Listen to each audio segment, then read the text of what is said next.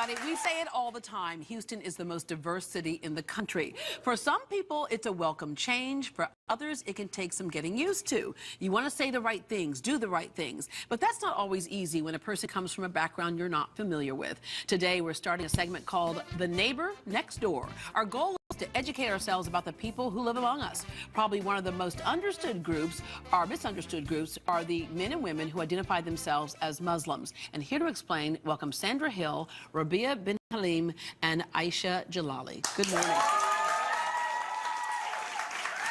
All right, I'm going to start with, and some of these questions I'm going to ask are going to seem like the silliest questions to some people, and others will say, well, yeah, I need to know the answer to that. Okay, because I always hear how people are so confused about the Muslim faith or Islam, and a lot of it has to do with what we hear about in the news. First off, Muslim or Islam is not a race. Exactly. All right? It's a religion. Mm-hmm. It's a religion. Okay, when we say a religion, what are some of the basic principles of that religion? There are 5 principles or pillars of Islam, and when you first go into it, like myself, I was born and raised in America, and I came into Islam through the Nation of Islam. Mm-hmm. And so you first learn the pillars, and this is our Quran, and you read the book, you learn the book, and this is important right now because of the fact we're going into the month of Ramadan, mm-hmm. and every Muslim is required to read the book through the month of Ramadan. So you read it 1/30th a day. And I want to jump in real quickly and just clarify one thing that I get asked a lot, which is, do we believe in Allah and not God? Right. Allah is the Arabic word for God. Christian Arabs actually use Allah also for God. And I'd say the most important thing about our faith is monotheism. Like, we believe in one God, and one God alone. Yeah. And that's like really the most important fundamental fact of being a Muslim. And you know, I tell people, I'm like, we're really similar to Christianity. The one really, really big difference is we do not believe that Jesus was God. Right. We don't believe any which human Jews being. also feel like Jesus was Correct. not the, yeah. Correct. So we believe in the Virgin Mary. Yeah, yeah. As a great prophet. Abraham. He's, you know, Abraham, exactly. Noah, I mean, all. Moses. I gotta tell you, because several years ago I said, okay, I'm gonna read the Torah, I'm gonna read the Quran, I'm gonna read the Bible, and I'm like, well, they're saying the same thing. They're saying the same Yes, thing. there are so many Exactly. similarities. There are far more similarities than differences. Let's Yeah, put it exactly. that way. And for the person who asked me the other day, she's like, well, the Muslim race. And I'm like, well, yeah, well, look at you, right? All 3 of you are very different. Okay, the other thing, a misconception, is, of course, what has happened in our news headlines today is that it has become synonymous with terrorism, ISIS, Al-Qaeda. And I think one of the examples that you had told me before, you said, you know, the Ku Klux Klan had hijacked Christianity at one time. Yeah. I'm older, and I was during the civil rights movement in America. I was during, my family is from Arkansas, so racism, I had relatives that were tarred and feathered. You know, the Ku Klux Klan did a damage on the black community over the years. And the Nation of Islam saved me, because Islam told me peace. But I didn't have peace at first. Yeah. I was an angry black woman. I'm talking about angry. And just like with the news today, I'm angry over that. A person goes into a church and shoots up a church during Bible practice, Bible study. How heartless is that? Right. Hate crimes is something I just don't understand. And Islam did that for me. Okay. Yeah, and The pillars of charity, of love, yes. I'd also say that I think one thing people don't really think about is that there are 1 billion Muslims. Yes. We are the 2nd largest religion. And so if Muslims were really as terrible and all terrorists, like if Muslims were actually all terrorists, we'd really be in a lot of trouble, because there are 1 billion of us.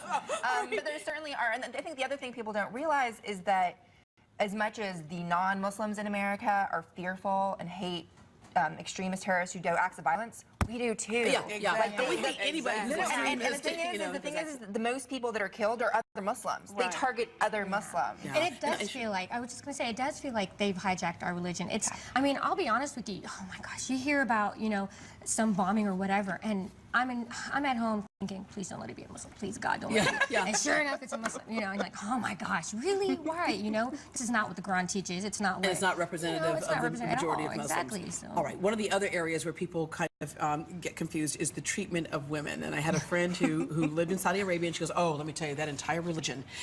So, first of all 3 of you drove yourselves here this morning? Yes. Yeah. We drove a car. Yeah, you drove a car. You drove a car. I All didn't right. take Uber. Yeah. And we left in the dark. And you didn't have a man accompany you. No. Right? No. And then talking about just even your background, retired medical technologist. Yes. You're a lawyer. I am. Aisha, you were a producer here at Channel 11 for a while, but now you're a stay-at-home mom. So you make your own choices. Yes. You know, it's funny. I asked a couple of Muslim men. I said, so there's this idea that women are second-class citizens, and he goes, you better ask my wife, because I'm third class in my house. Right. Right. All right. And let's talk about some other things that are kind of identifiers that sometimes people don't understand. You're wearing what's called the hijab. Yeah.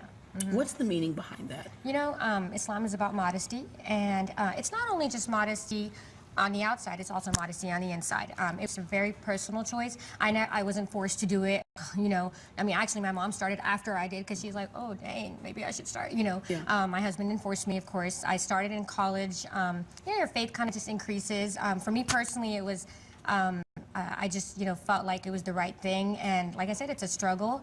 It's almost a struggle every day, but you know, I'm very proud of it. I love when. Okay, how can it be a struggle every day in Houston with our weather? I think you get out of the house probably a good half hour before a lot of us. You throw that. You know what's funny? It takes me longer to pick out a matching hijab than do my hair. Yes, I'm not kidding. You know, because we're trying to style and profile. But no, I mean seriously, it says. But no, I mean it's a struggle. It's hot. You know what I'm saying? Yes. You know, but you know, when you do something for God, it's just it's worth it. And like I said, it's you know, it's a very personal decision. It doesn't make me any more practicing than someone who doesn't wear a hijab. I Right. really feel that in my heart.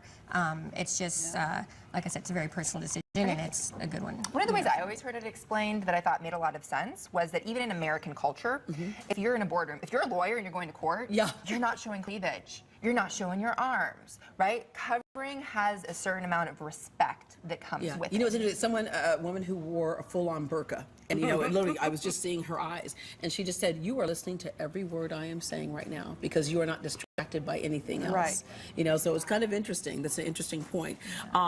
The other thing that we're in the middle of right now, in fact, tonight, I guess, is the first night of Last night. Last Today is night. the first day of fasting. Today's the Last first. night. Today's the Yeah, first we're day of starving. fasting, Ramadan. Yeah, you're starving. That burger was good. But anyway, okay.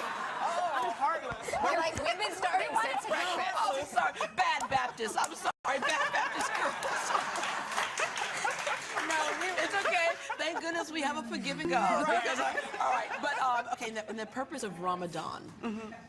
The purpose of Ramadan is very personal, and I thank God all the time, and I just say thank God. You can call him, you know we call him Allah, but it's to teach you, at least in my opinion, to teach you to feel for your fellow man. I mean, if you go hungry and you go hungry by choice, there are people out there who are going hungry and it's not their choice. So some of the things that we do during Ramadan is feed the hungry. And that's one of the pillars of Islam. You know, you're supposed to give to zakat, give to charity. There are things that you're supposed to do. But we work with the different food banks. We do charity with the poor. We were talking about this back in the back about the relief for the refugees. Right. And right. this is what you're supposed to do: is share And your Aisha, wealth. your kids are competing in Taekwondo nationals, and they're fasting while they're doing Yes, this. I know. You know, they Aren't they beautiful? Thankfully, you know, they qualified for nationals, and it's on. And it's July 4th, and you're required to fast after puberty, basically. Yeah. And it's the nationals are on July 4th, and they have to train. And I feel so bad, but I'm like, sorry. And you know, I mean, but they're troopers. They're I troopers. will say, as a They're- kid, I did swim team while fasting. There's something about, I think there's the physical aspect of what happens, and then there's also the spiritual aspect of really connecting with God and connecting with other people. And then also you learn knowledge about yourself. You're like, wait, I can do things that I did not think I could do. Yeah, Like, and I it kind cannot of slows eat. I you can- down for a minute, like then- you said, and makes you think. You know, I just want to say this. People have all kinds of misconceptions, and they'll talk amongst each other, and I know that you all would want somebody to ask you. If you have a Absolutely. question, ask Absolutely. them. Don't keep myths going on or you know, half-truths going on. Just ask like we did today. So thank you, ladies, very much for coming in and talking to us.